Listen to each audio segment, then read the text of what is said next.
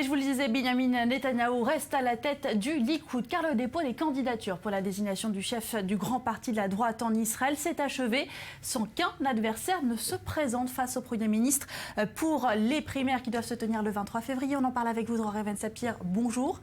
Concrètement, des primaires avec un seul candidat, ça donne quoi?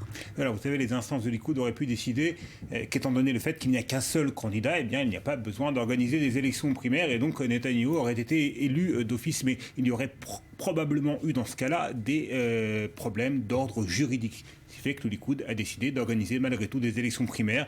Et le mois prochain, le 23 février, pour être plus précis, eh bien, les quelques 100 000 membres du Likoud auront le choix entre un bulletin Benyamin Netanyahou et un bulletin blanc.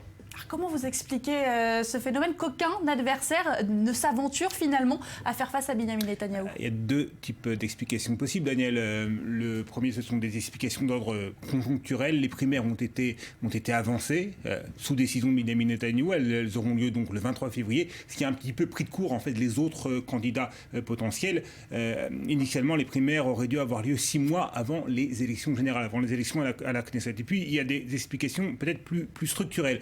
Benyamin Netanyahou, depuis qu'il a eu accès aux plus hautes fonctions en Israël, a fait un petit peu le vide autour de lui. Il n'a pas laissé se développer d'autres leaders potentiels, d'autres dauphins, ce qui prouve qu'il voit loin. Il est sur le point, Netanyahou, de battre les records de longévité au poste de Premier ministre en Israël, mais apparemment il ne s'en contente pas et ses relations avec les autres leaders potentiels de son parti ont été des plus conflictuelles.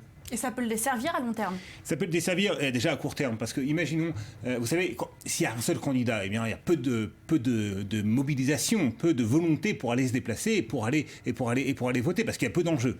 Donc Netanyahou risque d'être élu, il sera le prochain candidat, prochain président de Likoud, c'est certain, mais il risque d'être mal élu, et là, il y aura un vrai problème de légitimité, surtout s'il ignore le fait qu'au sein du Likoud, il y a des tendances qui sont mécontentes de son action à la tête de l'État. Merci pour ce décryptage, Dror Sapir. On va rester